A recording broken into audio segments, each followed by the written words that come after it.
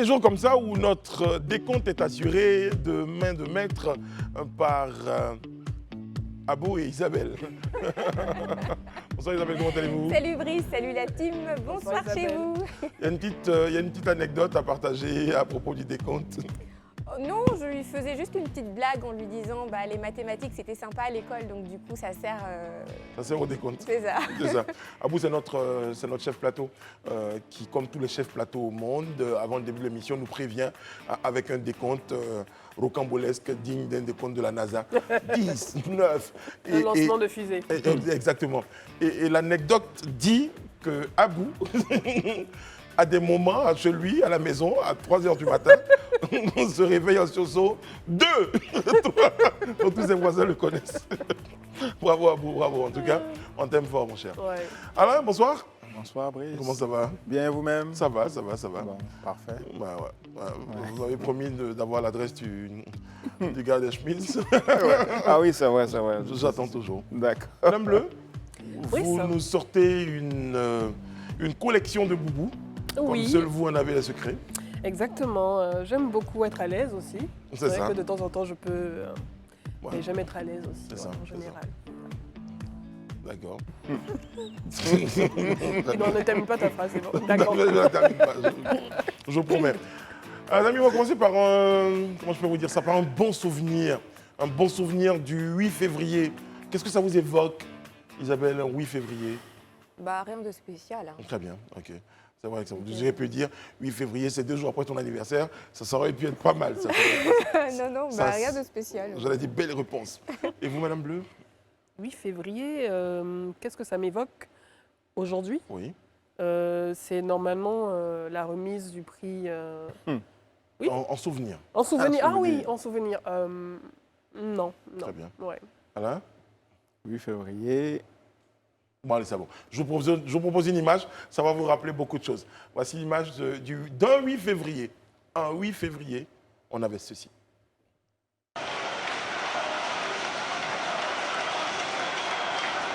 Et les cœurs qui battent la chamade. Barry Boubacar face à Razak. Le coup de sifflet de Papa Gassama qui retentit. Barry Boubacar.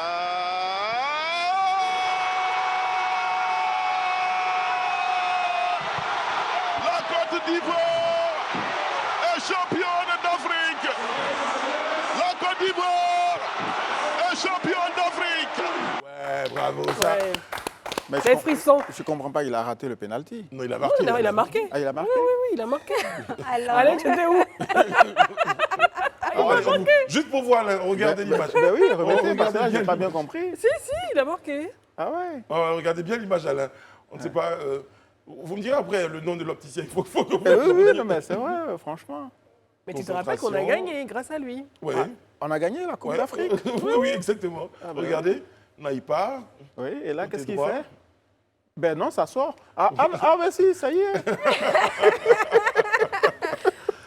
Bravo les 8 éléphants. février 2015, eh bien, la Côte d'Ivoire remportait sa 2e étoile, 2e Coupe d'Afrique des Nations pour les coéquipiers de Kopa Barry, Yaya Touré, Gervinho et tous les autres, en tout cas, qui mettaient de la joie dans le cœur des Ivoiriens.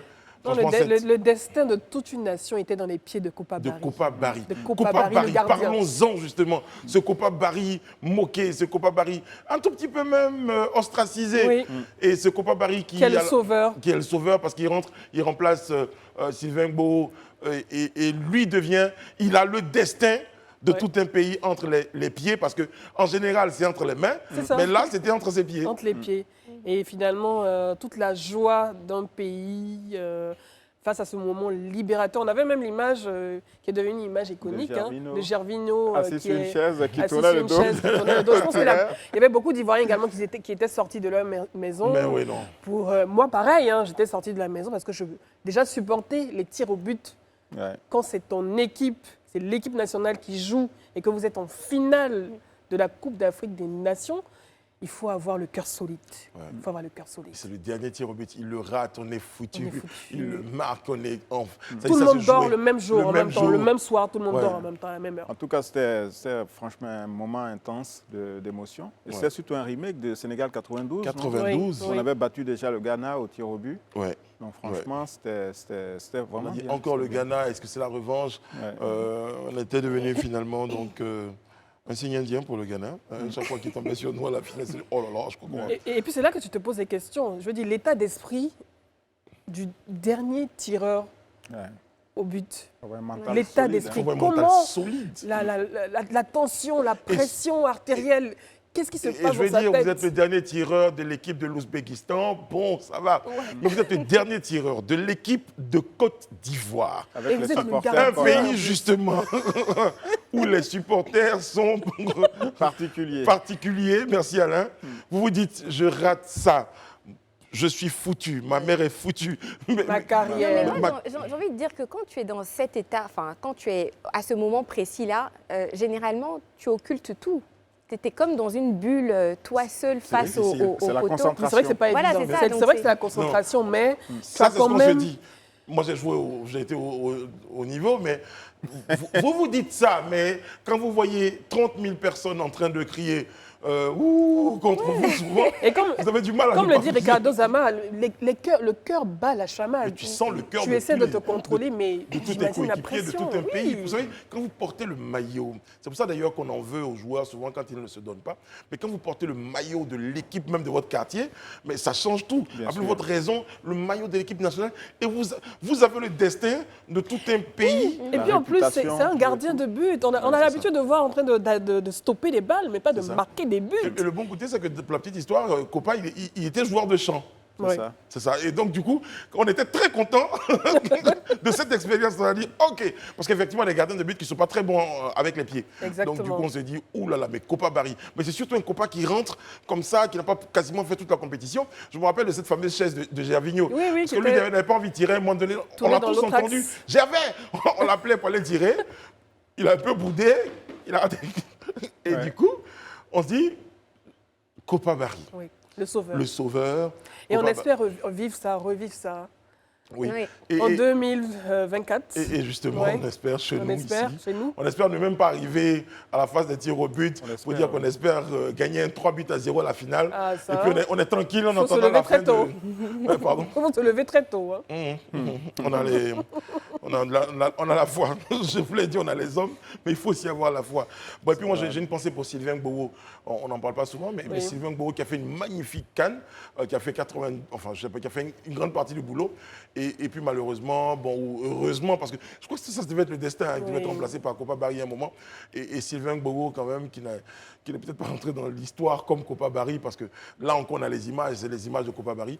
Mais Sylvain, on pense à toi et voilà, je l'ai Non, pensé. on n'oublie pas, mais finalement, je pense que c'est ce moment iconique a fait de Copa Barry une légende. Ouais. On le voit sur ses réseaux sociaux, sa page Facebook, il garde le contact avec ses fans, il est très apprécié, il est très respecté. Ouais, c'est... On ne parle pas aussi, enfin j'en ai pu parler également de Yaya Touré, qui est Exactement. le dernier tireur avant Copa Barry, je pense. Et justement, lui, quand il s'apprête à tirer, tout le monde se dit les meilleurs joueurs, ils ratent leur... Oui, en ça, général. en général. Donc, moi, quand il touche le ballon, je me dis, mais là, Copa Barry, quand même, Oui. c'était C'était Ça, pas c'était- sûr, c'était oui, pas sûr. Franchement. On le Bravo. découvrait finalement Ouais. en tireur. en tireur et on s'est dit depuis Mais longtemps... il qu'est-ce aurait qui pu- va se passer? Pourquoi lui? Il était très jeune. Hein. Ouais. Ouais. Dans le regard, vous vous dites Isabelle, concentration. Dans ce regard-là, il y a aussi, si j'ai raté, Je serais mangé à une telle sauce. si j'ai raté.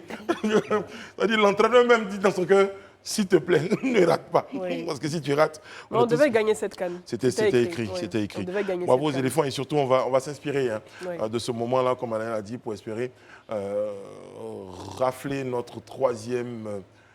Avec la Coupe nouvelle Azul. génération, ouais, ouais, les avec éléments de cette la nouvelle génération.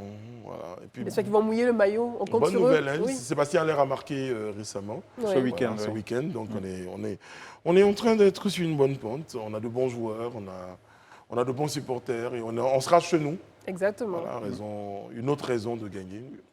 On a Et on va recevoir toute l'Afrique. c'est ça. Et il y en a qu'on va loger. Faut pas... Ils vont leur, c'est ça on dit? Hein? C'est ça. Ils vont C'est leur. ça, là. J'ai vu, c'est l'expression en vogue en ce moment, leur. On est très fort pour Je dire ne ça savais pas ce que ça rapidement. veut dire, chercher. Lire l'heure. Lire Voilà, leur. c'est ça, j'ai compris après. Voilà, lis-le. Leur, bon. Tiens, et je vais profiter à propos des hommages, donc pour penser à Cheikh Tioté, hein, voilà, Oui. voilà, pour qui on a aussi une bonne pensée. Bon, donc 8 février, on joue quand la CAN À partir de la mi-janvier, Oui. quelque Donc chose on peut comme avoir une finale le 8 février aussi ça. Non. En tout cas, dans la Dans la période. les 10 premiers jours de février, je crois. En tout cas, si on tombe la finale le 8 février, on la remporte. Voilà. Si ce n'est pas le cas, on la Alors, remporte. Jouons le 8 février alors. On va s'arranger. Notre vidéo du jour, et c'est dans un autre domaine, retour en Côte d'Ivoire, bon, on y était déjà. Vidéo du jour, Magic System. Si je vous dis Magic System, Henri Konan Bédier, eh bien ça donne ça.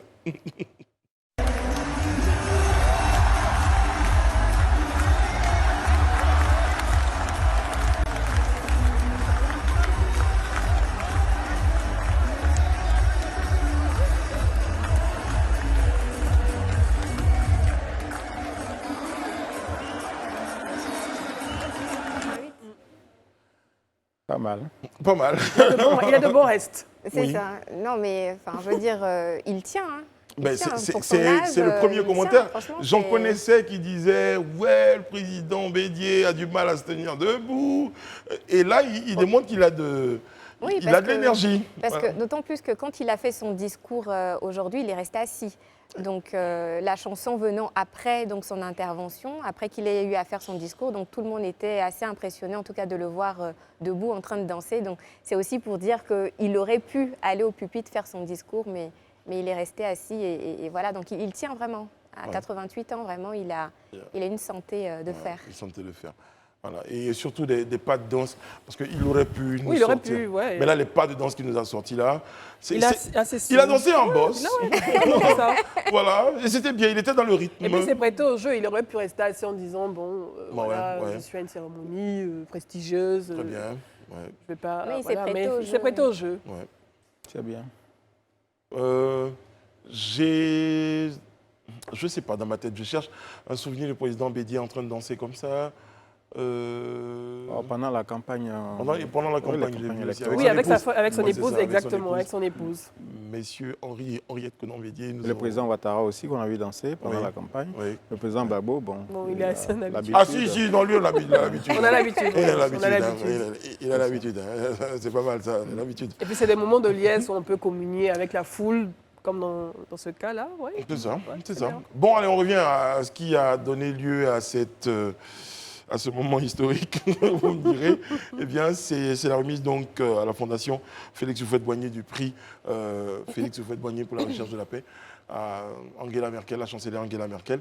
Isabelle, comme si vous y étiez, eh bien, un petit moment autour sur ce moment. Oui, alors c'était donc ce 8 février qui a eu donc lieu la remise officielle donc, du prix Félix Houphouët-Boigny à Angela Merkel, qui est donc ancienne chancelière de l'Allemagne.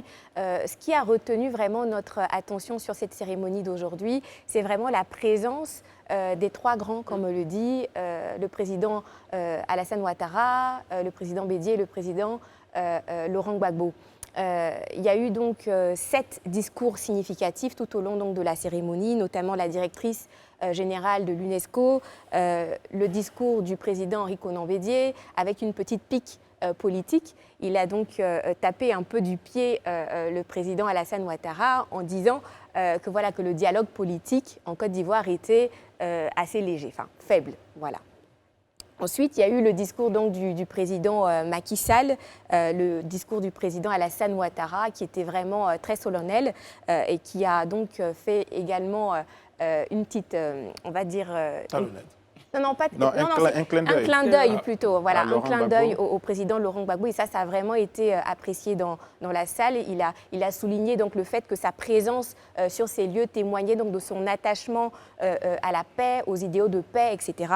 Il y a eu également le discours du président du jury et enfin le discours de Angela Merkel, avec bien entendu une vidéo qui a fait le récap, en tout cas, de toutes ses actions en faveur de la paix, et notamment l'événement le plus significatif, c'est qu'elle a autorisé sur son sol, quand elle était encore chancelière, à ce que 1,2 million migrants viennent donc sur son sol au moment où on connaît en fait la politique d'immigration européenne qui est assez sensible, où personne ne voulait accueillir donc ces nombreux de migrants qui fuyaient donc la guerre dans leur pays, en Syrie, etc. Donc c'était vraiment assez fort, assez marquant. Et j'aimerais revenir un peu sur le discours de bienvenue du ministre-gouverneur Augustin Thiam, qui a eu une petite larme à l'œil. Voilà, il était vraiment assez sensible sur le fait que cette cérémonie se tenait donc à Yamoussoukro, la terre donc de Félix Houphouët-Boigny, qui réunissait donc les trois grands. Donc vraiment, il en était fier.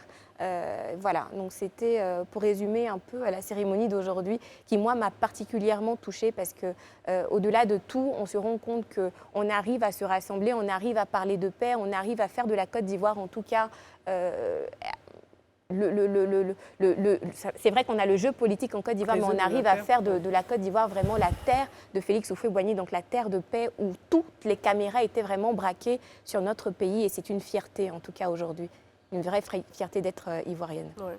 Et c'est l'occasion aussi de pouvoir accueillir de nombreuses personnalités politiques venant de divers pays, de mettre en lumière également la Côte d'Ivoire une fois de plus, mais surtout mettre la lumière sur ce passé, cet héritage de paix que nous a légué feu le président Félix Houphouët-Boigny, et que cet héritage devrait être préservé par ses héritiers donc, politiques.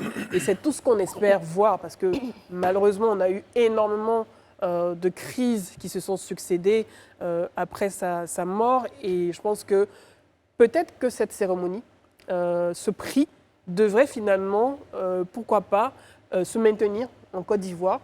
Et ça pourrait permettre aux différents acteurs de pouvoir, chaque année, se rappeler de cet héritage et le mettre en pratique lors des différentes joutes électorales ou lors de la vie même politique, de l'animation même de la vie politique, parce que le plus important, c'est la paix.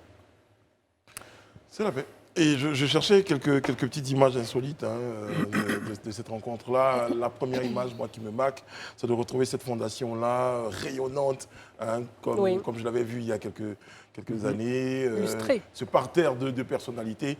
Et cette image du président Houphouët, qui, je pense, de là où il est, doit être très, très fier que ce prix-là ait pu tenir la route, que ses héritiers aient pu conserver donc, cet héritage-là, et qu'aujourd'hui, il soit encore célébré dans sa fondation, sur sa terre, et en Côte d'Ivoire, globalement, c'est important. Voilà. Oui, bien sûr, c'est effectivement un grand hommage rendu au président Houphouët, dont les idéaux voyagent depuis sa disparition, continue de voyager même après sa disparition.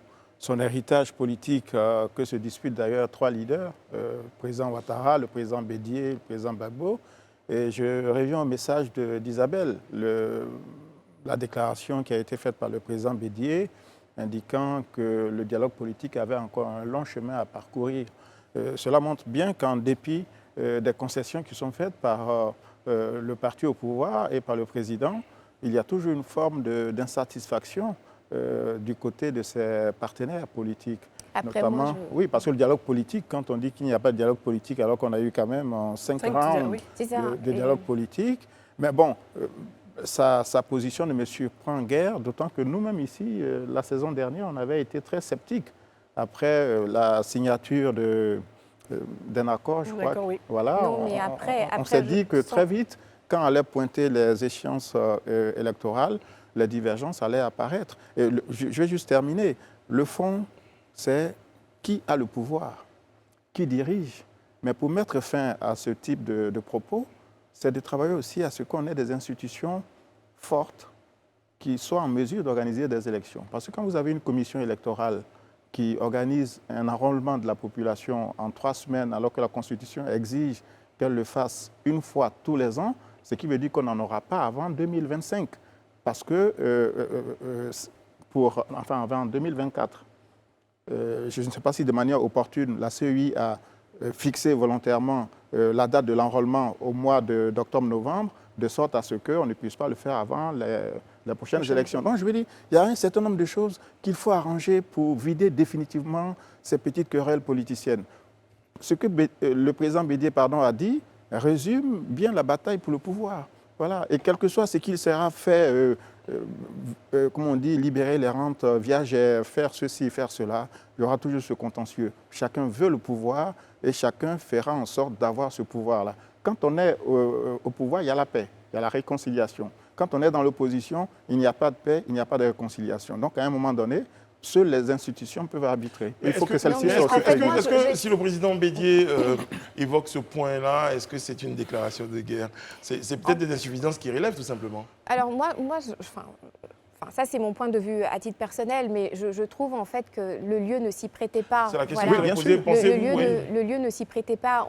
On s'est tous réunis en fait pour parler de paix. Je pense qu'il y avait d'autres moments pour pouvoir faire en tout cas ce genre d'allusion, voilà, entre nous. Mais je veux dire, au moment où toutes les caméras sont braquées sur la Côte d'Ivoire, où tout le monde écoute en fait les différents discours des différents leaders, je pense qu'il faut faire preuve en tout cas de plus de maturité et avoir un discours en tout cas apaisant. Mais voilà. en même temps, c'était une opportunité Oui, que le parce président Bédié voulait saisir. Écoute, Oui, mais c'est l'occasion de pouvoir s'exprimer. Ne faites pas comme si, ne faites pas également, ne faites pas comme si il était venu parler. Oui, le discours n'était pas va en guerre. Non, mais c'est surtout même qu'il parlait de paix, parce que le dialogue politique était en rapport avec la paix dans le pays. Il estime que il y a un lien. Ce qui doit être fait n'est pas fait. Mais une fois encore, c'est un aveu quand même des divergences qui continuent de persister entre les 3 grands. Parce que ce qui se dit en petit comité est ressorti là, publiquement, au travers d'un Oui, mais discours. c'était ni le lieu ni le moment. Je pense qu'il y avait d'autres ouvertures, en tout cas, pour pouvoir parler de politique nationale. Donc, je pense qu'à ce moment-là, il aurait pu le faire. Mais là, devant tout le monde, j'estime en tout cas qu'il aurait pu... Moi, je pense que c'est la bonne occasion. C'est au moment où on a toute cette attention, ces caméras braquées, le monde qui est braqué sur nous, et l'occasion de remettre un prix qui distingue une personnalité pour son apport dans la paix, qu'on a la possibilité de pouvoir glisser ce message, parce que tout son discours ne s'est pas axé sur, pas l'échec, mais les failles de ce dialogue politique, mais il demande certainement un raffermissement et beaucoup plus de sincérité dans ce dialogue politique.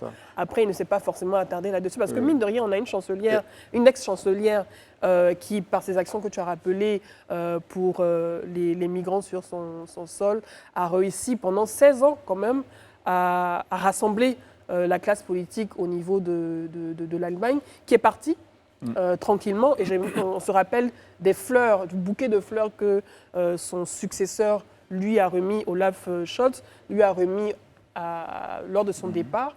On aimerait voir ce genre d'image chez nous. On aimerait même voir également un récipiendaire venant de la Côte d'Ivoire recevant le prix Félix Houphouët-Boigny pour la paix. Je pense qu'on aura franchi un pas.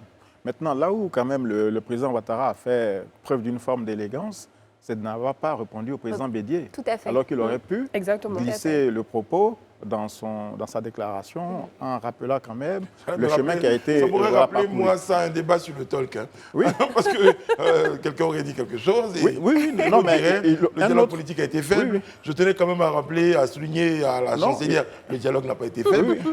Non, mais il aurait pu répondre en disant, justement, en invoquant Houphouët, en disant au nom de la paix, au nom de la réconciliation, dans l'esprit d'Houphouët, voilà ce que nous avons fait justement pour rapprocher les camps, etc. etc. Mais bon, je pense que c'était effectivement pas le lieu de déballer comme ça. C'est surtout que l'un avait déjà prévu ça dans son discours et l'autre ne s'attendait pas. Oui, c'est ça.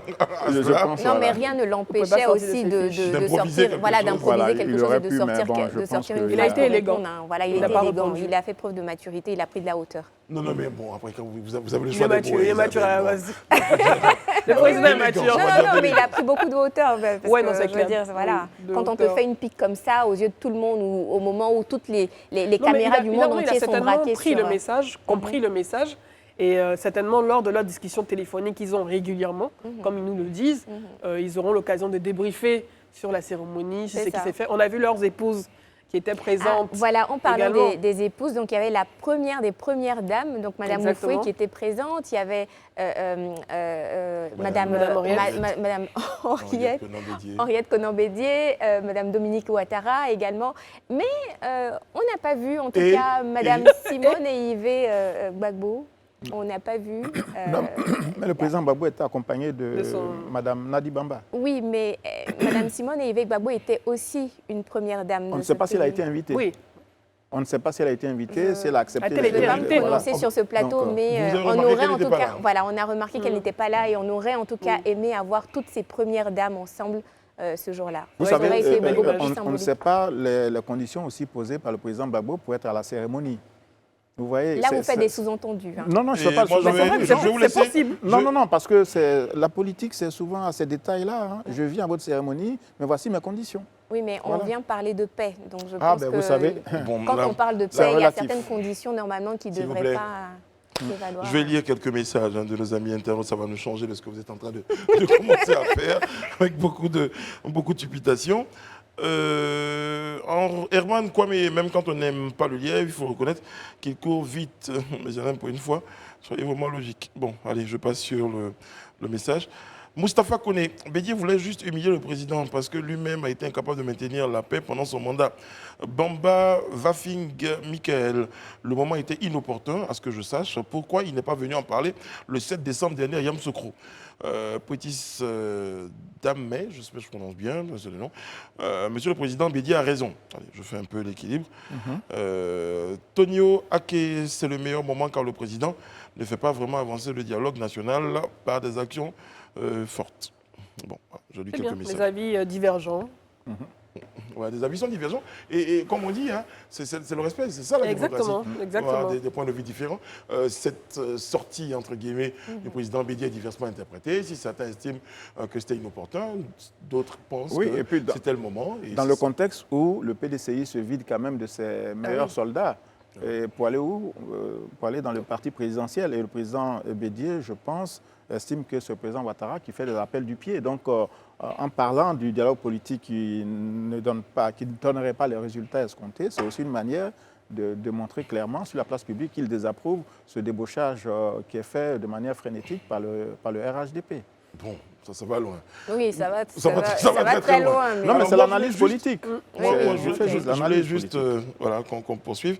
Et penser à Baby Philippe, lui également, qui avait saisi l'opportunité. Oui, de RHDP, l'ensemble des Lors d'un caméras, événement non, pas du de tout. grande audience. Voilà, il a dit toutes les caméras sont braquées sur moi et J'en je tiens à profite. signaler que POC est cher. Il avait Tout pas- est devenu cher, POC est cher. Mais finalement, il a eu raison, puisque apparemment, tout augmente, non? C'est bien. J'avoue que je n'ai pas vu cette séquence de... Bon, allez, on va passer à un autre point. Celui-là également attire notre attention depuis un moment. C'est la question de la sécurité routière. Eh bien, c'est devant l'école de police, hein, juste là, Sous le nez. effectivement. Ouais, qu'un Baka donc fait une sortie de route. Vraiment, ceux-là. Alors, c'est encore une image hein, qu'on aurait pu ne pas voir en Côte Et qu'on d'Ivoire. espérait ne surtout pas voir Oui. encore une fois. Alors, J'ai pas. On parle de 15 victimes, Oui. donc des cas graves, donc je suppose que ce sont des... Enfin, 15 blessés. 15 on peut blessés, dire, oui, voilà, parce que la exactement. terminologie victime, Victime, utilisée ouais, qui est partout, employée à chaque fois. Voilà. 15 blessés, dont Voilà. des cas graves. Voilà. Et ça s'est produit donc aujourd'hui. Et quand on dit que vous êtes victime d'un accident de la circulation, ça ne veut pas forcément dire que vous êtes décédé. hein. Donc je crois Non, que le mot blessé. victime peut avoir son... Oui, le Oui. problème, c'est que souvent, on dit, moi je vois souvent 15 victimes, dont 2 morts. Non. S'il y a Une 15 victime. personnes qui sont impliquées dans l'accident, qu'il y a 2 décès, on dit 2 décès et 13 blessés, tout simplement. Bon, Voilà. Mais enfin, ça, c'est les journalistes qui Oui, s'expriment. non, comme parce ça. que vous en avez Maintenant, 15 victimes. Voilà, Après, on n'a pas encore toutes les circonstances de l'accident, C'est ça. mais, exactement. ça s'est produit le matin. Oui. Ça s'est produit le matin. Ouais. Et en général, sur cette voie, devant l'école de police, il y a la voie, la bretelle qui va vers les deux plateaux et il y a celle qui va tout droit vers le carrefour de la vie. Donc, en général, sur cette voie, c'est sur cet emplacement que les Gbaka se garent en général pour pouvoir charger. prendre leurs clients ou parfois dépasser un peu plus rapidement au risque de blesser les piétons. Et certainement, vu qu'il n'y a pas de rambarde pour protéger le bord du trottoir, il a... Et ça, c'est dans le sens plateau Dans le sens Benjerville, normalement, plateau. je pense. Cocody. Benjerville, Benjerville Plateau. Plateau, c'est ça. Donc, c'est le mur de Oui, de l'école de police. police. oui. Le mur de l'école de police qui a été refait Ouais, d'ailleurs, récemment. parce que lui-même est tombé. en Lui-même tout était cas. tombé également et qui a été refait récemment. Je pense qu'il faut aussi protéger cette partie du trottoir Mais ça ne parce change que rien, c'est pas parce que protégé en fait. Ils font ce qu'ils veulent sur la route. Ils vont continuer de créer le désarroi, la mort sur les routes, mais ils savent qu'ils continueront le lendemain de rouler leur véhicule. Et Donc, puis à un moment donné, il faut vraiment prendre des décisions. Bon, Balo lui nous précise que ce n'est pas un Gbaka, mais c'est plutôt un Badjan. Ah ben, c'est Baka, encore pire. Badjan, Donc, non. Non, mais d'ailleurs, il a au moins justement, 40 ans. c'est pour ça justement qu'il évoque cette situation-là, parce qu'encore un Gbaka, mais un Badjan. Oui. Depuis on les se- années on 80. peut se poser des questions. Oui, parce que- c'est ce qu'il dit. Comment on peut comprendre que qu'un ce Gbaka- type de Et véhicule continue de soit rouler. encore en circulation? Mais hier, j'en parlais, vous me disiez, oui, mais s'il passe la visite technique, ben non, il ne peut pas passer la visite Voilà, technique. parce Au bout que de 40 visuellement- ans, ben, il faut aller au musée, mon ami. Et C'est pas même, possible. et même quand on regarde le chauffeur, le véhicule est plus vieux même que le chauffeur qui non, le conduit. c'est pas normal. C'est des véhicules qui ne devraient pas rouler normalement. Mais bon, ils ont la visite technique. Oui. Ben, ils ont dû payer pour l'obtenir. Hein. Voilà. Et le plus dramatique, en fait, c'est que les populations n'ont pas d'autre choix que d'emprunter ces véhicules C'est ça. Si, pour parce se que déplacer. C'est à leur portée de bourse. En fait. Exactement. Et bon, c'est vrai qu'il y a toute une campagne qui est menée par le Nous ministère sommes dans la semaine. dans la semaine de la sécurité plus. routière qui finit le 13 février. Apparemment, ils ne se sentent pas concernés. Les policiers et les gendarmes sont déployés pour pouvoir assurer le respect de toute cette campagne. Mais bon, Non, malheureusement, mais il y a on un a toujours policier, de bon, je veux dire, on ne va pas discipline. mettre un policier tous Derrière les chaque 2 Badjan. mètres, Oui. voilà, mais parce que je suppose qu'il y en a un qui est juste au niveau du rond-point de l'école de police. Dès que le gars il passe Mais c'est ça, c'est ce qu'on disait lundi, c'est-à-dire qu'il faut qu'à un moment donné, même quand il y a absence de l'autorité, il faut que cette discipline, on puisse l'intégrer L'appliquer dans notre soi-même. mode de vie. Ça s'appelle le respect du Le code de la respect route. du code de la route. Et moi ça m'évoque une autre question et ça me permettra, lorsque je rencontrerai le ministre des Transports, eh bien, de lui de faire une proposition. Eh bien, la vraie question, c'est le gars qui conduit ce Badjan. Vous pensez qu'il est au courant que c'est la semaine nationale de la sécurité routière? C'est ça. On était sur les plateaux de télévision, on a fait des spots. Non, je pense. Est-ce qu'on a eu un contact direct avec... Non, Brice, avec tu ses- sais, ses le chauffeurs, ministère des oui. Transports, en plus de faire ses campagnes télévisées, digitales, ils ont un rapprochement avec le syndicat des transporteurs. Ils communiquent avec le syndicat des transporteurs. Ils font des campagnes même de recyclage des chauffeurs. Non, ils ont mené cette campagne et ils ont été informés. Ils sont déjà informés. C'est juste qu'on ne respecte pas, c'est tout. Ah, je me mets au défi de savoir que ce chauffeur de Gbaka, il n'est peut-être informé, mais pas suffisamment sensibilisé. Parce que, quand même, de Badjan, attention. Il a reçu l'information, mais ça ne l'intéresse pas. Peut-être, voilà. J'avais une préoccupation, Brice. J'ai les permis roses. Est-ce qu'ils sont soumis aussi aux permis à points? Parce que ceux-là ne sont pas enregistrés. Ils existent encore, Est-ce ces qu'on permis? en Ben oui, utilise, je connais j'ai Des des gens qui ont amis. un permis rose. Le oui. permis, il a Des plus permis maintenant. Il a plus. Le permis, il a plus. Non, le permis rose. À 3 feuillets, là. Oui, c'est ça. Il existe encore. Il existe donc ceux-là, par exemple, n'ont pas reçu le message leur demandant, enfin leur Et c'est son indiquant. infraction, parce que normalement, Voilà. le permis, il a Ben, plus. c'est ça, c'est ça. Non, moi j'en connais. Mais essayez Non, de mais voir s'ils se font arrêter, ils vont payer une amende. Hein. Ben non, pourquoi est-ce qu'il a été remplacé? Oui, par les Non. permis à puce. Oui, peut-être le processus est Et en cours. cours, voilà. Est en cours, mais bon, je si- pense qu'il va avoir un délai, en Voilà. fait, de Donc changement. ceux-là, par exemple, s'ils commettent une infraction, comment est-ce qu'on fait? Ah, pour le permis à points. Oui. C'est le 1er mars. Donc, je pense que d'ici là, Ils vont sont remplacer les permis sensibilisés- roses par les ils sont permis à puce. sensibilisés Bon, à d'accord, modifier allons-y. leur permis, à les changer. Sinon, Mais de toute façon, c'est pas ils sont en le, infraction. et le plus important, et ça, c'est ce qui va être intéressant. La dernière fois, pour la petite anecdote, j'ai dit ici que je n'avais pas reçu de message concernant. Ah, t'as pas reçu le SMS? Si je l'ai reçu Ok. le même soir. Et tenez-vous bien. On vous a cherché dans la base de données. Bonsoir Brice, voilà le message. Mais j'ai reçu le message du ministre des Transports lui-même. Qui m'a envoyé le message, il est allé. Tu ne l'as pas, je te l'envoie. Tu seras informé et Et sensibilisé. donc, depuis, je suis informé. Donc, certainement que ce n'est pas l'élément que vous tenez en main qui est le plus important, c'est que vous soyez enregistré, donc vous allez recevoir votre message. Que vous l'ayez en En tout cas, il y a encore des permis roses dans la Mais en tout cas, vous êtes dans la base de données. Si vous passez le truc, vous aurez le message qui vous dit que vous avez perdu un point avec votre permis rose ou pas. Bon, en tout cas, encore une fois, Oui. nous La sommes dans prudence. cette fameuse semaine de la sécurité routière, qu'on y soit ou qu'on en sorte. Recommandation, c'est de la prudence sur les routes, surtout à nos amis chauffeurs de Baka et de Badjan. Ah, tous les... franchement, Vous avez la vie des gens entre les mains. Faites attention. On va la qu'ils soient un peu responsables. Nous sommes de retour sur le plateau du Grand Talk en compagnie d'Isabelle Vauvor, en compagnie de Madame Édith Broubleu, de Monsieur Alain Toussaint, et nous sommes très heureux de recevoir sur notre plateau Monsieur Joël Etienne. Vous êtes journaliste, vous êtes un aîné et on est content de vous recevoir. Retour en Côte d'Ivoire? Ben oui, je vous découvre et je découvre mon pays après combien d'années? Et je suis très heureux d'être en votre compagnie. J'espère être à la hauteur. Le plus dur, c'est que c'est moi qui pose des questions. Et aujourd'hui, c'est à moi qu'on pose les questions. Et qu'est-ce que vous pensez de votre pays depuis votre retour, après ces nombreuses années? Le physique est beau, mais il reste le mental, il faut qu'on change. Qu'est-ce qu'il faut changer de son mental? On est fatigué de ces expressions.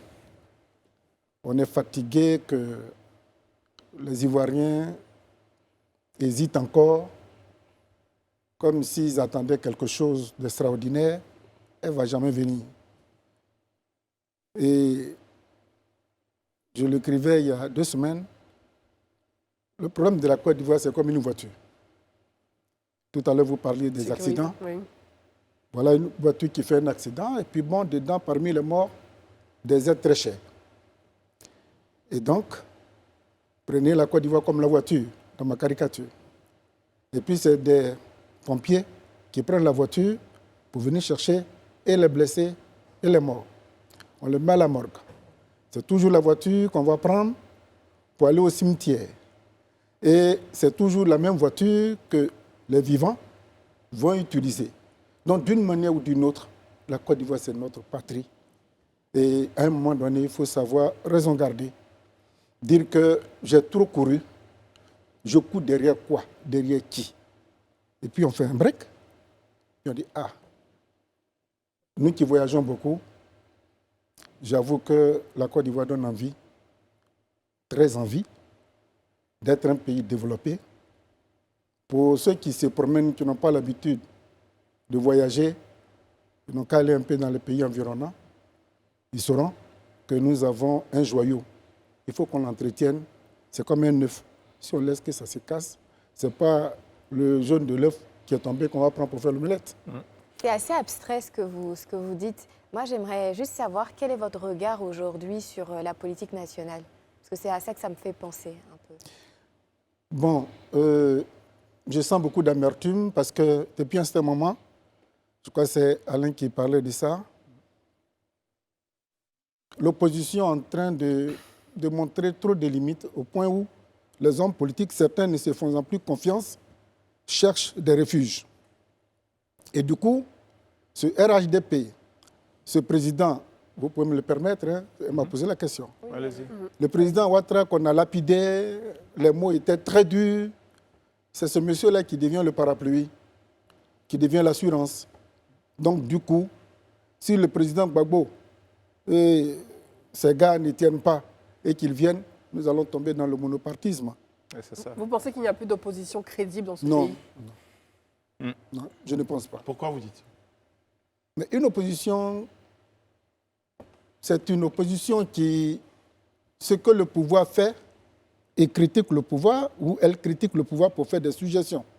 Mais ici, on ne critique pas. Je ne sais pas si c'est vous qui ne donniez pas le plateau à ses opposants de s'exprimer. Ils ont beaucoup de place sur le plateau. Mais je sens que bon, nous assistons à une opposition qui fait la promotion d'une démocratie sous-traitante. Alors, justement, est-ce que cela n'est pas une forme d'abdication de l'opposition qui peut faire déposer les armes que de se mettre en position de combattant. C'est une fuite de responsabilité. C'est ça. Il faut le dire, c'est une fuite de responsabilité. Et autant pour le pouvoir que pour l'opposition, il faut aider à équilibrer, à former au moins en face, à encourager des gens, à avoir le courage de dire c'est bien, c'est pas bien, et puis on va avancer. Vous avez l'impression qu'en Côte d'Ivoire, il n'y a personne qui peut dire ça? Il n'y a personne dans l'opposition qui dit c'est pas bien?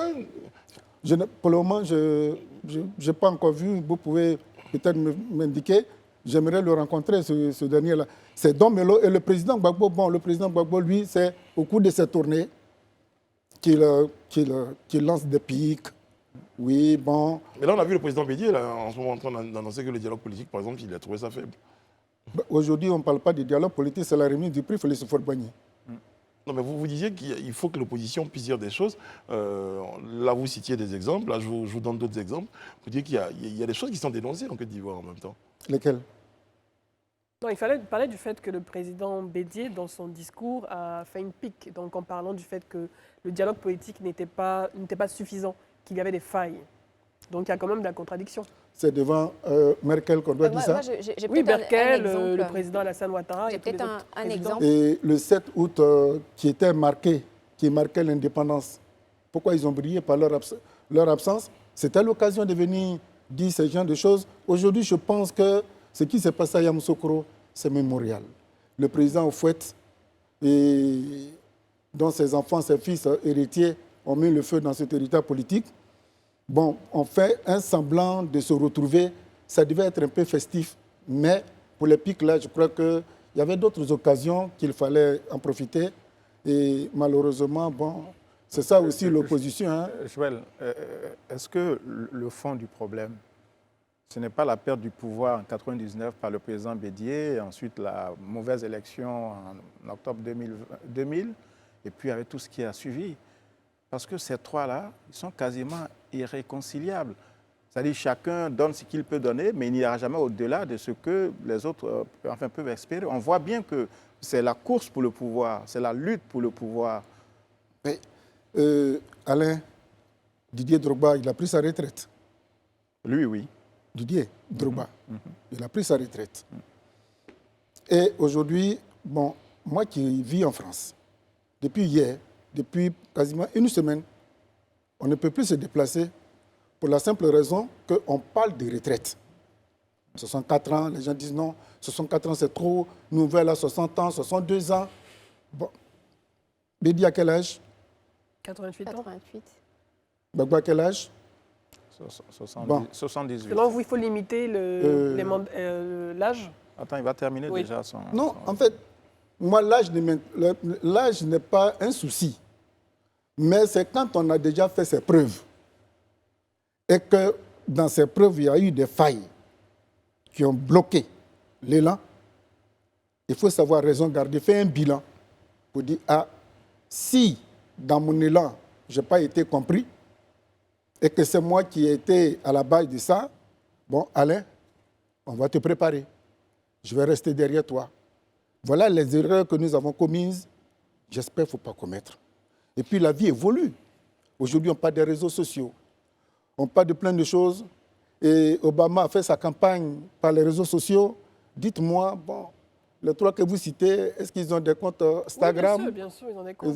Gérés par des collaborateurs. Ce n'est pas eux-mêmes qui gèrent, c'est des gens c'est pas la même substance que celle d'Obama. Mais ce n'est pas lié forcément à l'âge. Moi, j'ai mon compte Instagram, j'ai un community manager qui gère mon compte. Voilà. Bon, mais de temps en temps, tu lui demandes qu'est-ce que les gens disent sur moi, tout et tout. Oui, mais c'est pareil, le président Ouattara demande... Mais rapidement, hein, vous parlez de ces trois grands, de ces trois monstres politiques, mais finalement, est-ce que ce n'est pas les populations elles-mêmes qui ne sont pas exigeantes au niveau des choix qu'elles font? Parce que ce sont les mêmes qui sont là depuis 30 ans.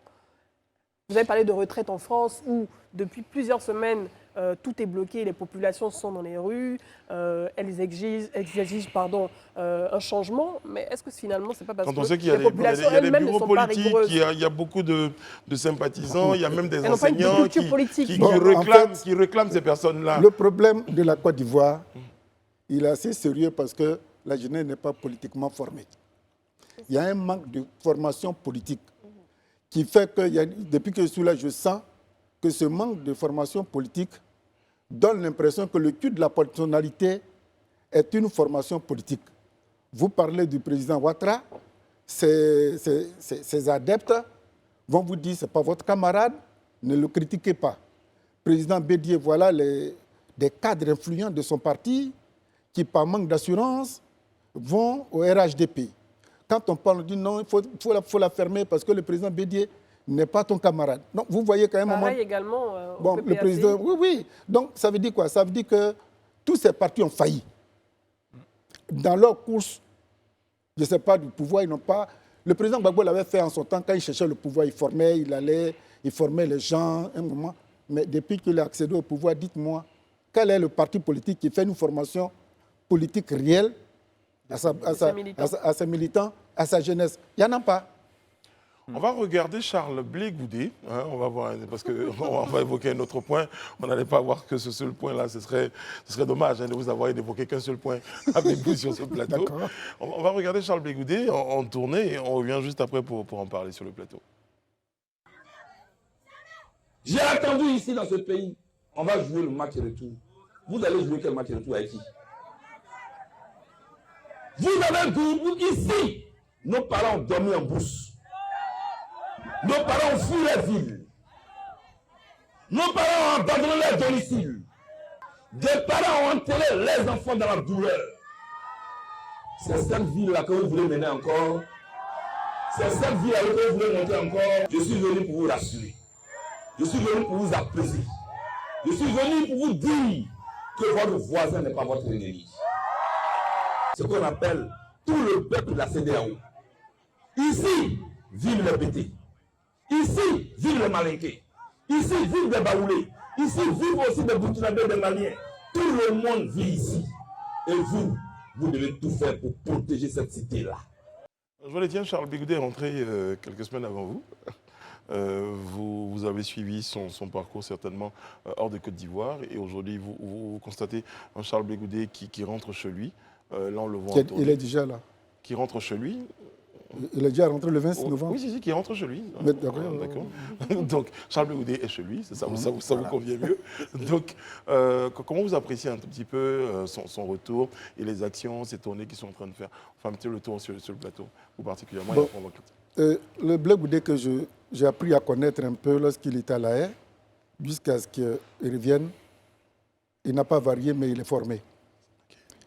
Il sait peut-être que son acquaintance avec le président Gbagbo, qui a dû à un moment, lorsque rester plus de 8 ans ensemble, il y a une formation, il y a un langage, il y a un apprentissage politique qu'on se donne. Donc ce Blé Goudé que j'ai vu, puisque bien avant que l'incident arrive, ben, j'avais fait un documentaire avec Cissé Images. Ce Blé Goudé est devenu mature et c'est ce Blé Goudé que j'admire dans son retour, qui, au lieu de rester cloîtré à Abidjan, dans un salon bien climatisé comme ici, il prend son bâton de pèlerin et puis il va vers la population pour leur dire, vraiment, vous voyez tout à l'heure dans son discours, il dit, il ne faudrait plus jamais qu'on force une femme pour lui faire l'amour. Quand on aime une femme, il faut la draguer, il ne faut pas la violer. Et ça, ce sont les éléments des propos très forts que Blé Goudé tient. Et ce Blé Goudé-là, c'est avec toujours de l'admiration que je le vois, qui, tout le monde pensait que le Blé Goudé tonique, et général des rues, commandant de ceci, Blé arrive, mais avec un élan de solidarité, de compréhension, de promotion de la réconciliation et de la paix. Ce Blé Goudé-là, il est brillant, il est luxuriant, il est luxueux, il est beau à regarder et entendre. Est-ce que ce Blé Goudé luxuriant, beau à regarder, n'est pas en opération de séduction, Alain Toussaint? Oui, je pense que Charles Blé Goudé lui-même l'a dit, il revient en Côte d'Ivoire après avoir quand même convenu de quelques points avec les autorités, ce qui est d'ailleurs normal. Même le président Gbagbo, je pense que a dû aussi prendre attache avec les autorités avant de revenir. Mais aujourd'hui, il est dans une position, dans une dynamique de rassemblement. Effectivement, il était dans le Zanzan il y a quelques semaines. Dans la Nawa aujourd'hui. Là, il est maintenant dans la Nawa, donc il va à la rencontre de la population. C'est aussi une façon pour lui de donner des gages au gouvernement. D'autant qu'il a un statut particulier. Il est sous le coup d'une condamnation à 20 ans qui le prive de ses droits politiques. Donc s'il veut revenir dans le jeu politique en tant que candidat à une élection, fût-elle locale, régionale ou nationale, il faut absolument que ce verrou soit levé. Donc aujourd'hui, il doit être dans une position, comme on dit, de partenaire du gouvernement, partenaire pour la paix. Cela ne veut pas dire qu'il se renie, qu'il renonce à ses convictions, mais c'est l'attitude qu'un responsable politique en Côte d'Ivoire aujourd'hui doit avoir. Être dans l'opposition ne veut pas dire qu'on est l'ennemi du pouvoir. On peut être adversaire, s'affronter, se confronter sur des idées, et je pense que c'est la position de Blé Goudé. Quand il dit qu'il n'y aura pas de match retour, oui, parce qu'il y en a qui vivent dans une forme de revanchisme, qui sont même obsédés par la revanche de je ne sais quel match. Et donc là, il fait bien de rappeler quand même que nous devons penser à l'avenir et qu'il faut, tout en ayant en mémoire quand même ce qui s'est passé, songer à la Côte d'Ivoire de demain. Je peux? Allez-y, finissez, j'avais une question pour vous. OK. Je crois que quand il dit qu'il n'y aura pas de match retour, tous ceux qui ont cru que ce Blé Goudé galvanisateur bien sûr allait appeler le peuple pour dire bon, ils nous ont mis en prison, venez, nous allons les chasser. Il dit non, ne comptez pas sur moi pour ce genre d'événements. Je suis venu, ce pays est beau, construisons-le avec ceux qui sont là. Quand notre tour arrivera, il n'y aura pas de match retour, il n'y aura pas de vengeance. Mais c'est d'ailleurs cette posture de Gandhi, de Guy Bérois, qui fait qu'il a autant d'ennemis au PPACI, parce qu'on voudrait qu'il reprenne les armes, voilà, qu'il affronte le gouvernement, qu'il se est lance dans les diatribes. Il est devenu très voilà. pacifiste. Alors là, il a une attitude juste, oui, parce qu'il y a une conscience qui l'anime, et c'est important en politique. Absolument. Et puis il a bien précisé, hein, lorsqu'il est revenu en Côte d'Ivoire, il a dit qu'il ferait quelque chose, il ferait pour la paix, quelque chose qu'il ne s'est jamais fait en Côte d'Ivoire. Et je pense qu'il est sur ses traces, il est sur le chemin. Donc comme tu l'as dit, Gandhi de Guy Bérois, donc c'est un peu fort quand même comme sobriquet, mais il est dans cette démarche, cette dynamique d'aller à la paix, d'aller à la réconciliation, tout en gardant bien sûr son manteau d'homme politique. C'est quand même Charles Blé Goudé, ce n'est pas un homme ordinaire, mais il est dans une attitude parce que resté hors du pays 10 ans incarcéré, avoir vécu les affres de la séparation, que ce soit de sa famille biologique, de sa famille politique et la séparation de son pays, c'est important. On garde quand même des douleurs, des séquelles, et tout ce qu'on veut, c'est de repartir à zéro. Et tout ce qu'on veut, c'est le bien-être des populations pour lesquelles on dit vouloir se battre et se lever tous les jours, s'engager tous les jours. Donc, c'est une démarche qui est appréciée. Oui. Et on attend la suite. Justement, j'avais une question, parce que je l'avais posée à Alain Toussaint, je vais la poser différemment à Joël Etienne. Je suis Charles Blé Goudé, j'ai envie de revenir en Côte d'Ivoire. Je suis sûr que j'y n'ai pas que des amis.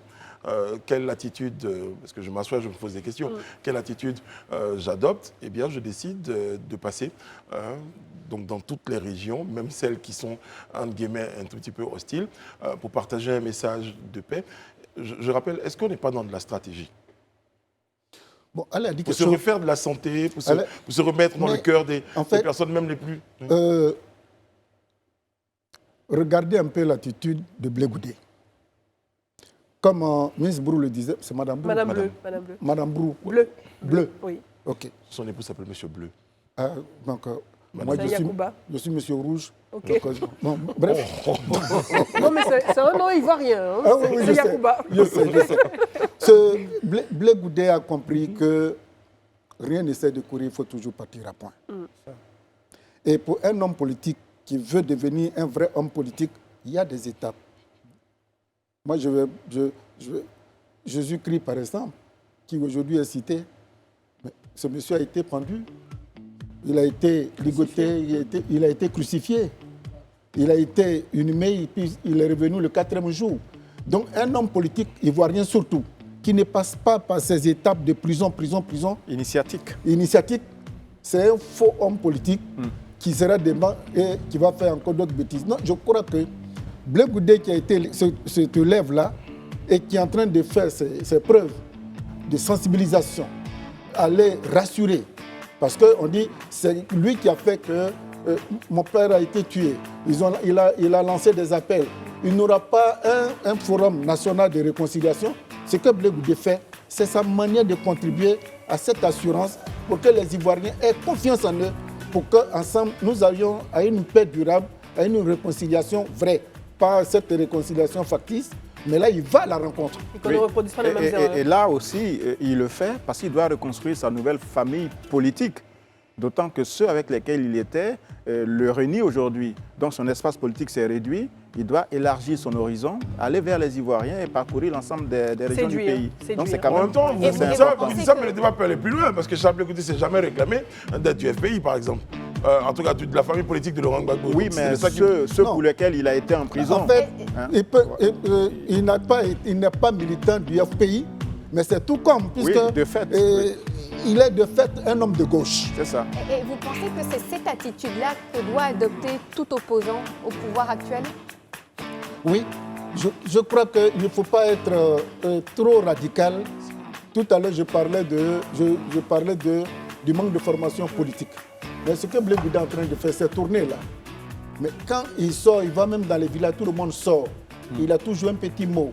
J'ai vu les images des vieilles femmes qui vont tomber sur la route pour demander à la voiture de Blé, marche sur nous. Faire des baisers dans la main. Bon, c'est très fort. Et quand il finit et qu'il prend la parole, vous entendez un haut là, oh, c'est Blé Goudé qui parle, oh. Si on avait 2 ou 3 comme ça, qui vont dans le même sens que Blé Goudé, j'avoue que demain matin, les résultats qui seront proclamés pour les élections à venir qui m'effraient, il n'y aura pas par là. Ben, c'est surtout ça. Exactement. Il faut éviter qu'on s'affronte matin, midi et soir pour des élections qui sont censées être pour le Ils bien-être. font partie de la vie normale de la nation. Très bien. Ça, tout à fait. Je vais les dire merci beaucoup. C'est moi qui vous remercie. Ben, vous êtes en Côte d'Ivoire, donc on aura certainement d'autres occasions de vous avoir sur notre plateau. Vous revenez quand vous voulez, c'est la maison. Non, je ne peux pas venir si c'est vous qui m'invitez. C'est le dimanche, on sera. On marque une courte pause. On se retrouve tout à l'heure pour la suite du Grand Talk. Merci beaucoup. Nous sommes de retour sur le plateau du Grand Talk. Vous nous regardez sur les canaux 206 du bouquet Canal+, et numéro 6 de la TNT. Vous regardez le Grand Talk. Et nous avons une escale. Et la loi, c'est au CETA maintenant. Hé, toi, tu dois que j'ai les pays au quartier, non? Quand on parle du manque de mon commis, on met celle dessus pour moi. Ok. Eh, tu prends là, tu casses encore du copenhague ivoirien même. Ah oh. Il y a sa cousine là. Alinéa 2. Miss Alinéa 2 nous fait comprendre. Constitue un viol. Tout acte de pénétration. Tu entends? Pénétration de en bas, de arrière, de en haut, de tout ce que tu veux. Quelle que soit sa nature, abus sexuel commis sur un mineur ou une mineure de 15 ans, même avec son consentement. Ça veut dire simplement, si le mineur ou la mineure a dit oui, si il ou elle a signé oui sur papier canson, championne, c'est un viol. On te parle, tu n'entends pas. Tu es dans le noir, on ne te voit pas. Mais le jour, je dis bien le jour, le petit garçon ou la petite fille va dire c'est le tonton là, c'est la tante là. Tu seras décoré par la justice, élevé au grade de détournement de mineurs et de viol. Te poursuite pour toi seul. Au quartier des gens, on dit tout James. Hé, la loi c'est la loi. On s'amuse, hein, mais afin de gérer les petites filles là. Il y a discours dedans, hein.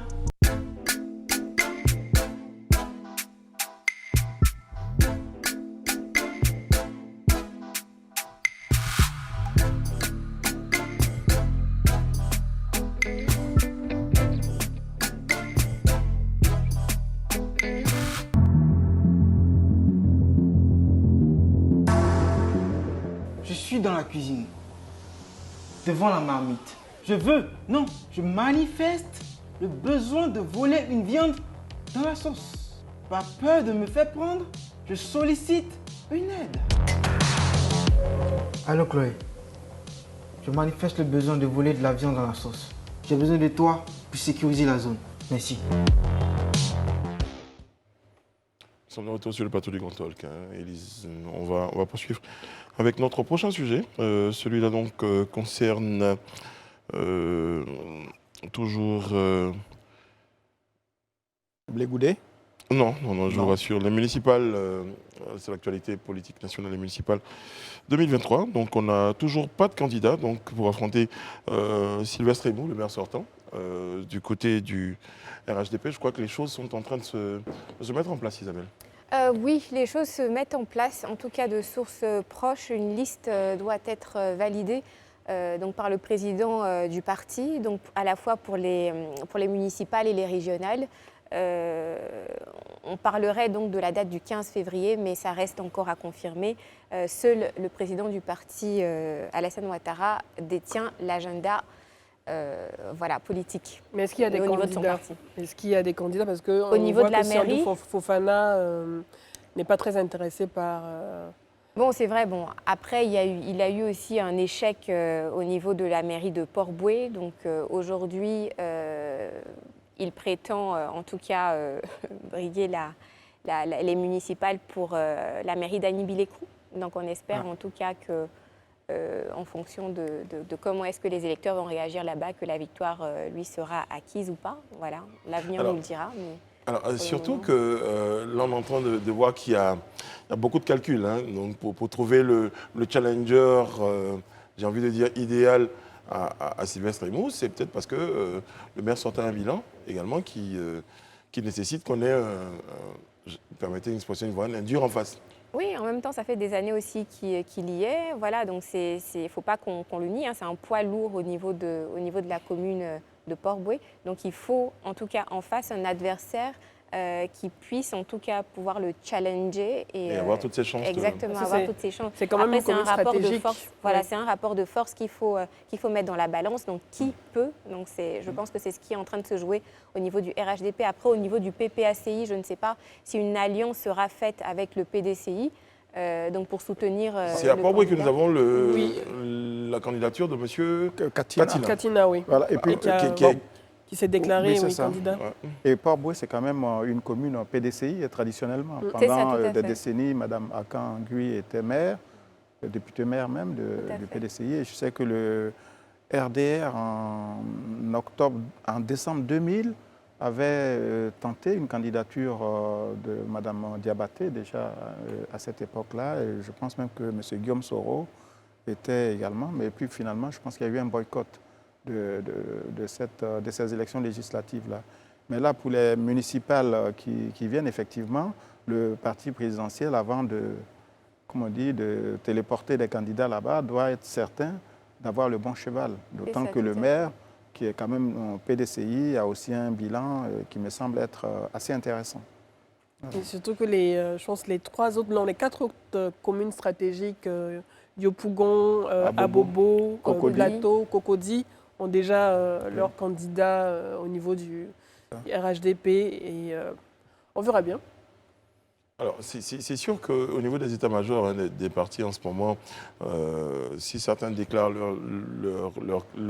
leurs candidats ou leurs chevaux gagnants, ça permet des ajustements, ça permet justement, Isabelle parlait tout à l'heure du rapport de force à tenir. À prendre en compte. C'est tout ça qui rend très dynamique la vie politique. Je pense que vous avez évoqué la question d'éventuelles alliances. Tout ça, je veux dire, ça rend heureux les populations, vous trouvez? Bon, je pense que ce sont des élections locales, mais quand même avec une dimension de politique nationale.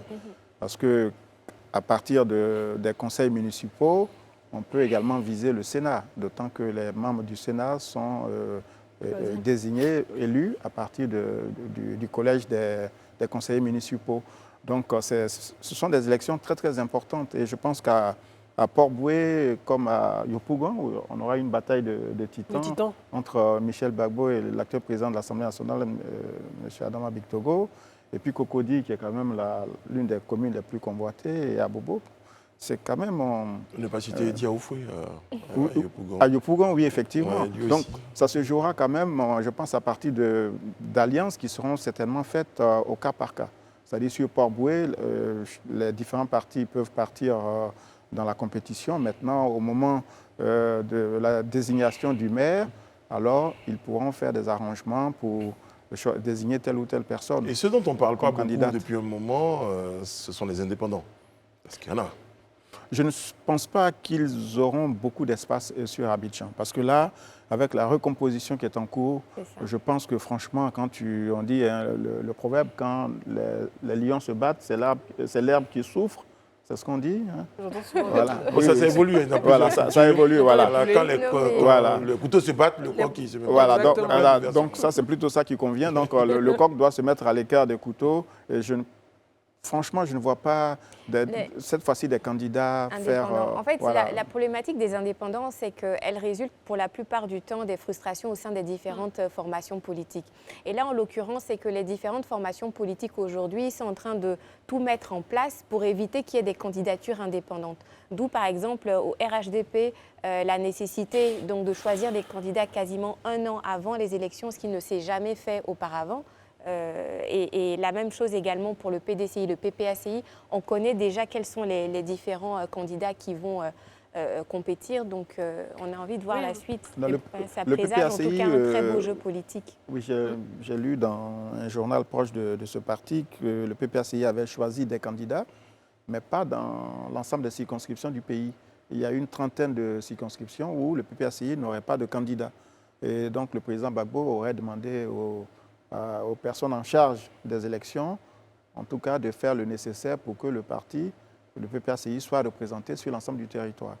Donc, parce qu'effectivement, c'est un nouveau parti qui se met en place. Et puis, on a aussi en face le FPI qui, lui, a quand même pu déployer déjà sa machine. D'où justement le jeu des alliances. Exactement. Parce que si on n'a pas de candidat, si le candidat, par exemple, du PDCI se présente, le PPACI peut éventuellement le soutenir ou le FPI peut éventuellement le soutenir et ainsi de suite, en fonction de comment se profile. En fonction de beaucoup d'éléments, parce que si vous êtes le PDCI que vous voulez venir me soutenir, moi je fais bien de comprendre que dans votre démarche, il y a de la stratégie qui voudrait que vous bénéficiez de mes... Qu'est-ce que vous valez finalement? Et donc c'est ça va se jouer à ça aussi. Oui, ça va se jouer à ça. Et puis il y a aussi une dimension locale, régionale, voire même ethnique, qui va intervenir dans certaines circonscriptions.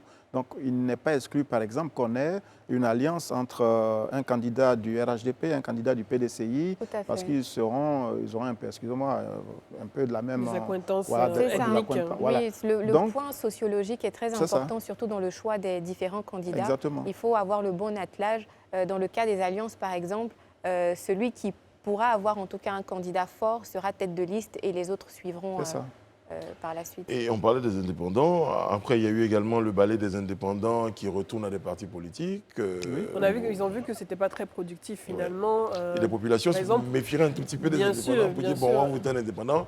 Et raison pour laquelle il y a eu ce resserrement au niveau des différents partis politiques. On a vu une réorganisation au sein du RHDP. On a également vu le président Henri Konan Bédié rappeler, taper du poing sur la table pour éviter qu'il y ait ces évasions d'indépendants qui vont chercher des voix parce qu'ils n'auraient pas été entendus par leur parti. Pareil pour le PPACI. Donc je pense que le plus important pour ces élections à venir, c'est de surtout se concentrer sur la discipline du parti. On le voit, on le constate. Et je ne pense pas qu'on aura beaucoup d'indépendants cette fois-ci. Et celui qui ne respecte pas la discipline risque de se voir exclu, voire même peut-être débarquer de certaines fonctions administratives. Exactement.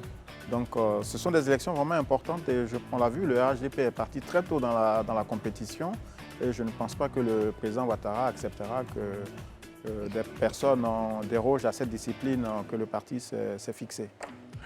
Bon, on retient que pour l'instant, le RHDP est en train de mettre les choses en place, en ordre, pour désigner son candidat face à Sylvestre Emou, donc l'actuel maire de Port-Bouët. On regarde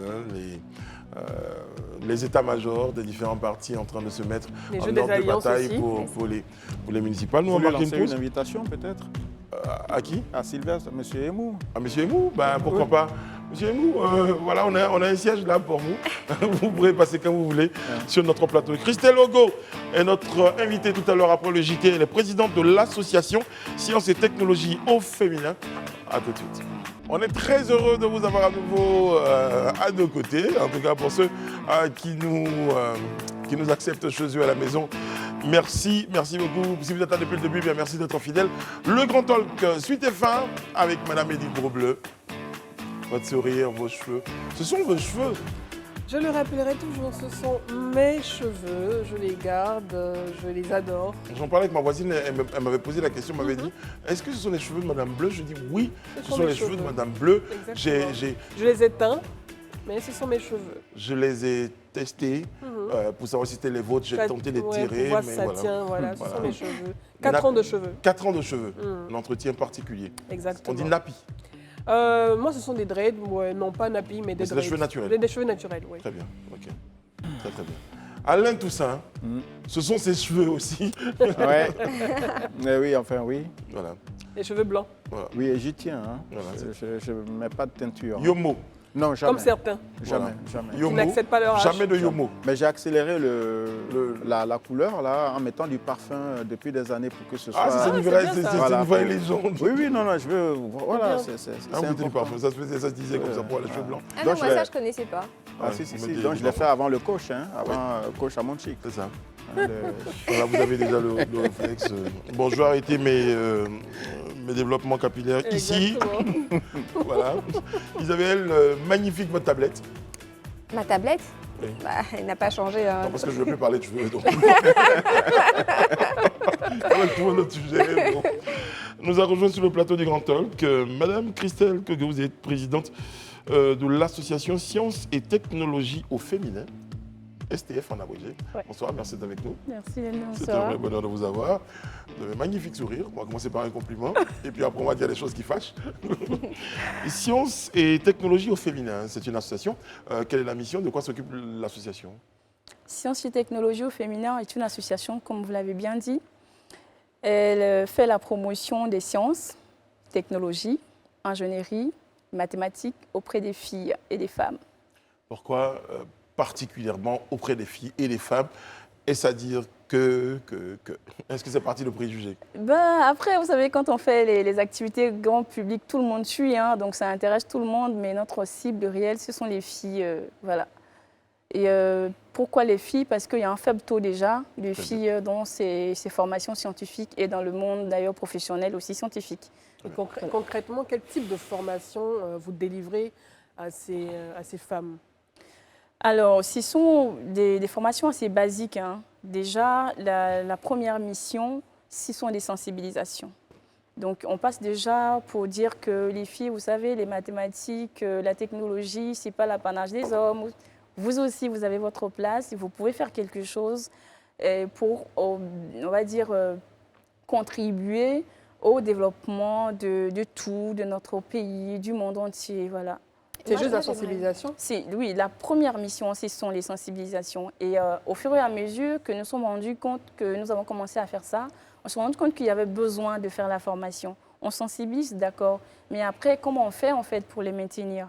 Et ce sont les formations pour que les gens comprennent plus l'intérêt de rester. Donc les formations qu'on fait, c'est plus, on va dire, basique actuellement, hein.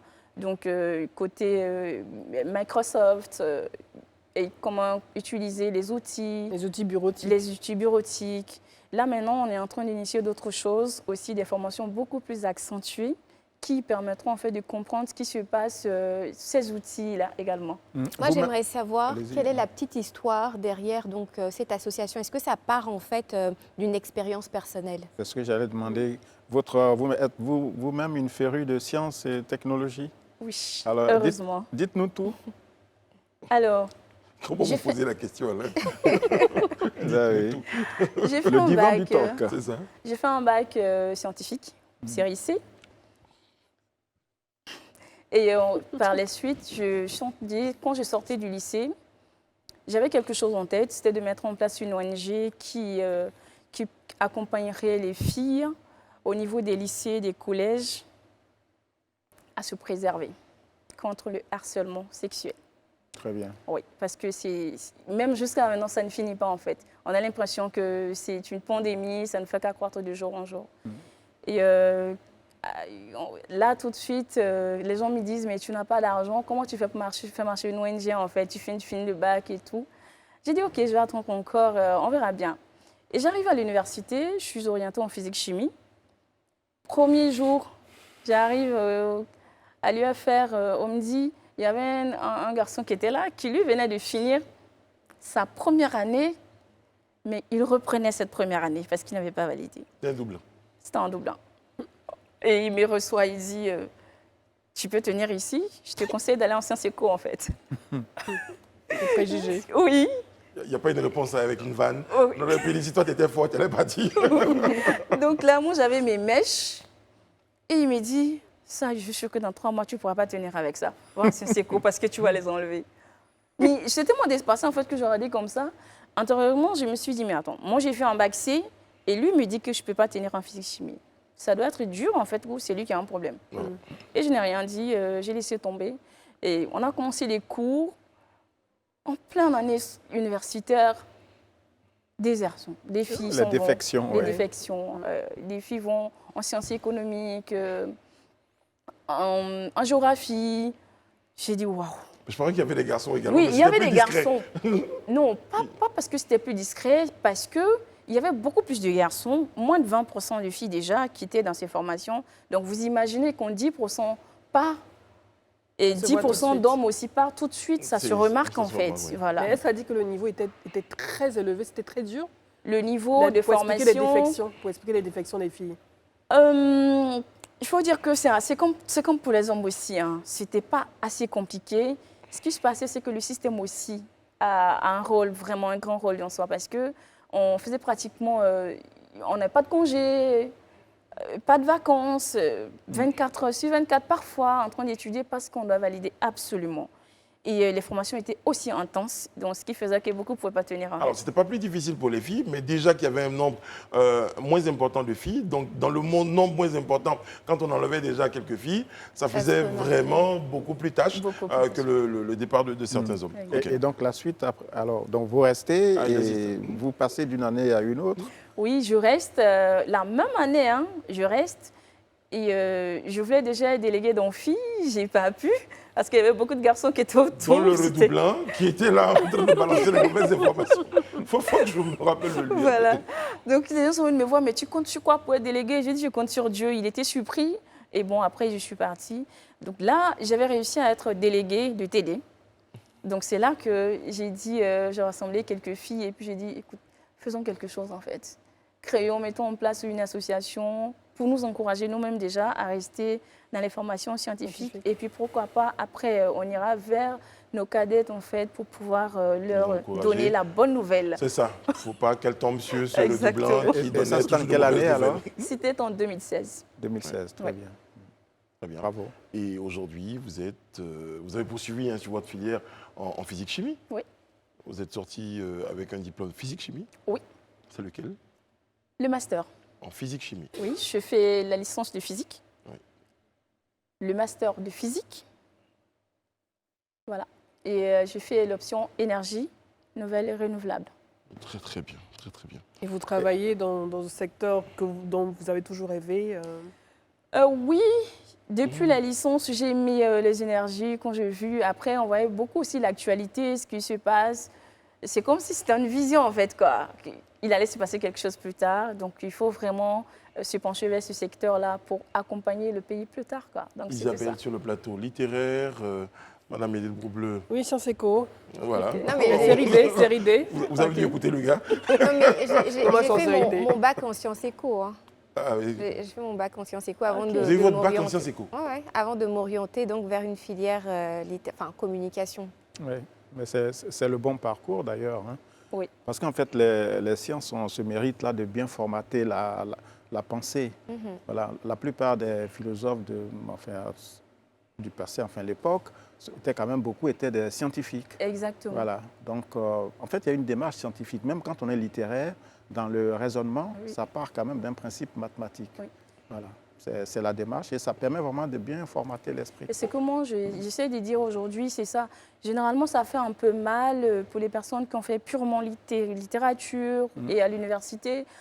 J'ai dit c'est un véritable gâchis, en fait, de passer tout son temps, de faire 10 ans, 5 ans en train de faire une seule chose, je vais dire, en train de faire de la philosophie ou en train de faire la sociologie seulement. Je trouve que c'est un gâchis parce que je me dis que tout le monde devrait être déjà à la base scientifique. C'est ça. Et après, C'est on fait des important. spécialisations maintenant pour aller vers la philosophie, vers la sociologie. Et ça permet en fait d'avoir des compétences assez sûres qui puissent vous permettre en fait de vous débattre dans tous les milieux. Écoutez, Si tu as fait purement philosophie, je ne suis pas sûre que sociologie, je ne suis pas sûre que tu sois vraiment un très bon sociologue C'est pour ça. quelqu'un qui a fait purement scientifique en fait. Voilà. Bon, c'est un avis scientifique. Hein. Oui.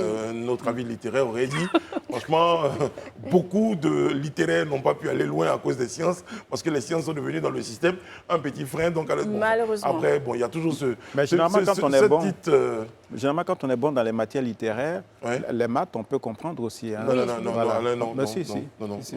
Ça, c'est discutable. J'ai- C'est très bon en matière, en littérature. J'étais super nul en maths, pas parce que je ne comprenais pas les choses. je vais Et demander comme moi, on à- est très nombreux en Côte d'Ivoire. Je vais demander à Christelle, dans vos actions de sensibilisation et de formation, est-ce que vous vous sentez accompagné ou entendu par le gouvernement, par les ministères donc en charge, je prends le ministère de l'économie numérique et d'autres ministères, par exemple, Ou de la le recherche ministère scientifique, de la non? recherche scientifique et également le ministère de la Femme, parce que vous parlez des avantages pour les jeunes filles d'embrasser des carrières scientifiques, donc les STEM. Mais derrière, est-ce que vous pensez que cela fait partie d'une stratégie nationale de pouvoir avoir plus de filles dans ces séries scientifiques? Je pense que c'est déjà une stratégie nationale et nous, on ne fait juste que suivre en fait ce que l'État a déjà tracé. Maintenant, après, comment est-ce que l'État nous Vous avez déjà accompagne? quelques exemples de ce que l'État a fait, a tracé comme sillon dans cette promotion? On va dire oui, quelques actions quand même, mais qui ne sont pas très terrain en fait.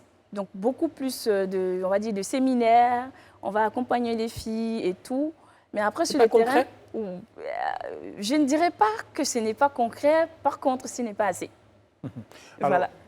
on sait que régulièrement se tiennent des concours généraux en mathématiques ou en français. Est-ce que vous avez des membres de votre association qui participent à ces concours-là? Même jusqu'à maintenant, non. Non. Non, mais individuellement, je vais dire collectivement que l'association envoie des membres, non.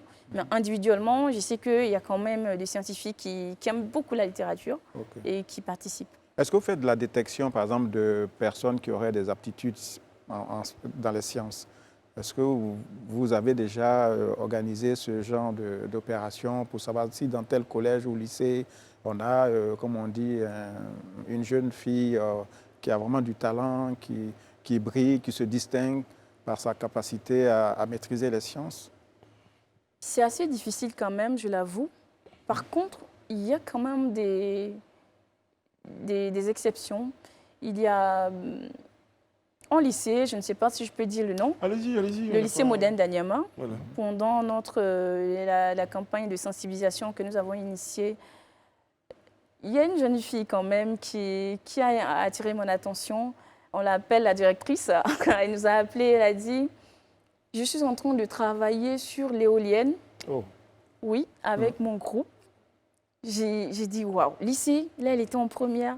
J'ai dit « Mais waouh, elle a quelque chose. » Donc, quelqu'un comme ça, elle a déjà des prédispositions, voilà, qui puissent réussir. Donc, il y a des personnes comme ça. Mais c'est assez rare quand même. Alors, on va revenir à l'association. Hein. Elle existe depuis combien de temps? Il y a combien de membres? Quelles sont les activités que l'association mène? Là, je pense qu'on va vous mettre dans votre domaine. Vous allez parler de votre association. L'association existe depuis 2016. 2016. Donc, ça fait déjà presque 6 ans. Combien de membres? À peu près 200. J'ai dit 200 parce que c'est ça, ce sont les personnes sûres avec qui, quand on mène une activité, on se dit, bon, voilà, on peut les avoir. Les personnes qui sont dans nos groupes WhatsApp, qui contribuent à nos activités, qui participent à nos activités des fois. Maintenant... Alors, parce que j'ai un message ici de quelqu'un qui demandait comment on fait quand on veut être membre de l'association. Alors, écrivez-nous sur notre page Facebook, Sciences et technologies au féminin, et on va vous répondre en fait. Généralement, c'est très rapide.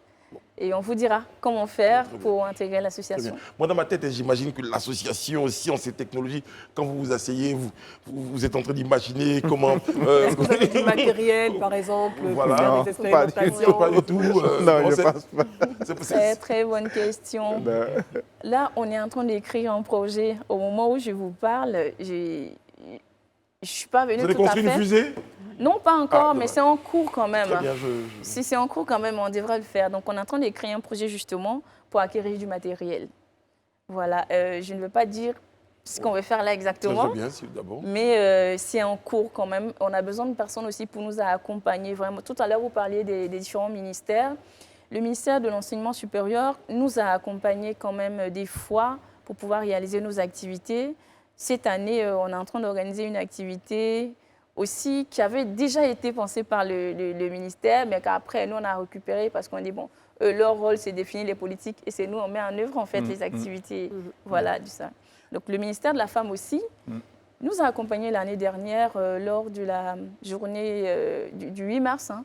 On a bouclé le mois de mars avec la ministre de la Femme, de la Famille et de l'Enfant. Et vous avez parlé d'un autre ministère non, je crois de l'économie numérique. L'économie numérique, oui, exactement. lui, c'est maintenant, en fait, qu'on commence vraiment à entrer en contact. Parce que la dernière fois, il a pris nos coordonnées pour pouvoir nous contacter plus tard. Oui, oui. Il y a aussi le ministère des Transports qui pourrait vous intéresser. On est dans la semaine de la lutte contre l'incivisme sur les routes, notamment la vitesse, donc l'énergie cinétique. Quand deux véhicules se croisent. Donc, je pense que ça pourrait être un biais par lequel vous pourrez également sensibiliser les chauffeurs. Parce que quand chaque voiture... Bon, ça, c'est vous la spécialiste, vous savez bien en physique. Je me demande bien quelle méthode on va pouvoir utiliser pour expliquer à quelqu'un qui n'a jamais côtoyé cette partie-là. Mais ils vont le comprendre avec une vidéo pédagogique. Exactement. Si on explique à un enfant de 6 ans. La formule, c'est pour cela que je demande la méthode, mais la formule, c'est E égale MC2. Oui. Vous voyez? Non, ce n'est pas MC2, c'est MC carré. MC carré, oui, mais enfin, c'est dans le 2, voilà, c'est ça. Non, mais MC2. Donc, non, mais vous pouvez, c'est-à-dire la vitesse, en respectant la distance de sécurité, en respectant la vitesse limite sur les routes, etc.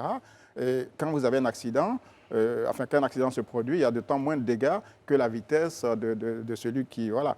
Donc, je pense que ça, vous pouvez voir avec le ministère des Transports. Ça fait partie des projets. Pour sensibiliser les chauffeurs de bacage, justement. Oui, donc des enfants, des groupes peuvent, par exemple, monter ce projet-là et faire la vidéo, faire peut-être une simulation. Exactement. On peut l'appeler le projet Alain. Oui, exactement. Ça et d'ailleurs, il va financer. Exactement. Il va financer on va chercher les sponsors. Oui, bien sûr.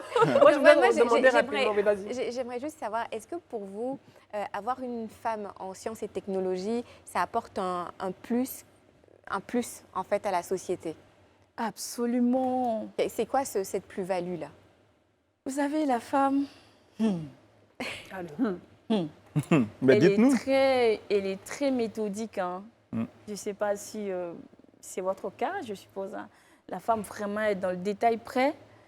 Et ça fatigue en amour, c'est vrai. Mais dans les sciences, ça aide beaucoup.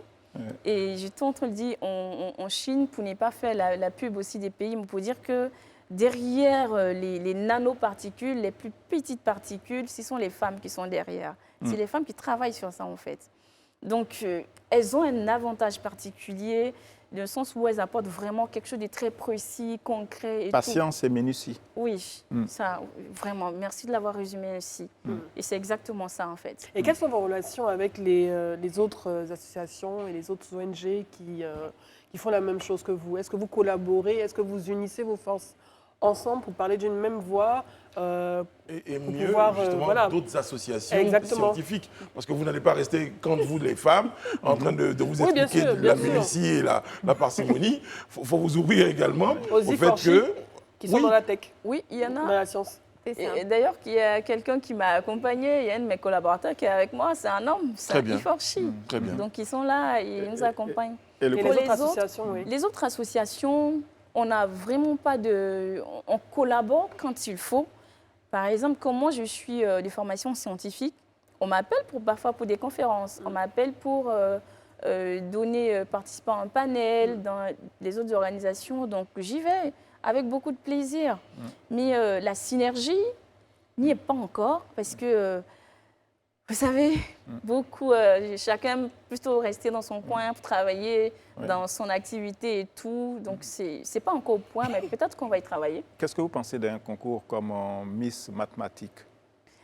Miss Mathématiques, je pense que c'était un très bon concours. Par contre, l'encadrement, comment ça se fait, je ne sais pas. Très bien. Vous savez, moi, aujourd'hui, je me suis dit, des histoires de moyenne, avec tout ce qu'on a pu avoir comme expérience, hein, les histoires de J14 de moyenne, donc on récompense et tout ça, je me dis, en 2023, c'est révolu. Il faut faire autre chose. Il faut penser créativité, il faut penser innovation, parce que les enfants sont tous intelligents. Tout le monde peut produire quelque chose pour aider. Les moyens, c'est aléatoire. Moi, en tant qu'universitaire, l'avoir fait, je trouve que c'est aléatoire parfois. Et beaucoup de personnes pourront vous le confirmer. Je peux avoir travaillé sur 14 matières, je maîtrise 6. Et il y a un autre, peut-être qu'il a travaillé sur 2. Et ce sont les 2 qui sortent à l'examen. Il a 18. L'autre qui a travaillé sur les 14, qui maîtrise un peu moins tout, mais dont on va dire, les chapitres ne sont pas sortis à l'examen. Il va se retrouver avec une moyenne faible. On va se dire, mais il est nul, il n'a pas reçu pourtant. Non. Donc, il y a vraiment d'autres choses, d'autres facteurs à prendre en compte aussi. Très bien. Christelle, merci. Vous êtes présidente de l'association, je rappelle, Sciences Technologies au féminin. Vous avez l'occasion d'aller retrouver donc, sur la page des réseaux sociaux. Est-ce que j'ai 30 secondes là? Oui. Demain, à partir de demain, nous avons des visites guidées dans 2 laboratoires. Le laboratoire de génie mécanique, Félix Houphouët-Boigny, à l'UFR SSMT. Voilà, donc vous pourrez passer. On reçoit des élèves du lycée, du collège Danielou, à partir de 9h jusqu'à 12h. Vendredi, nous serons au pôle scientifique de Bingerville, aussi pour les visites du Centre national des calculs avec les supercalculateurs, avec le musée également de la biodiversité. Donc il y a tellement de choses ces 2 jours-là, jeudi, vendredi. Venez et vous verrez. Très bien. En tout cas, pour des informations complémentaires, on peut prendre contact avec vous au niveau de l'association Sciences et Technologies au féminin. J'ai un message pour vous, Alain. Quelqu'un me disait sur les pages des réseaux sociaux. Alain est très souriant ce soir sur le plateau. Et c'est Youssouf Fané qui le dit. Non, en fait, je suis passionné par les sciences, en fait. On l'a vu. Mais je suis moi-même un scientifique. On a vu l'énergie cinétique et tout ça. Égal MC2. Oui, c'est ça. MC2. Bon, je sais pas. Voilà, allez, Alain, merci beaucoup. Mais on va faire des simulations. Bien sûr, il n'y a pas de problème. Je vous baptise Einstein, tout ça. Merci. Merci Christelle. Merci Isabelle, merci Madame Bleu, merci à toutes les équipes techniques et éditoriales. En tout cas, toutes se joignent à moi pour vous souhaiter une bonne fin de programme. Prenez soin de vous et des autres. Que Dieu veille sur vous qui veille sur la Côte d'Ivoire. À demain.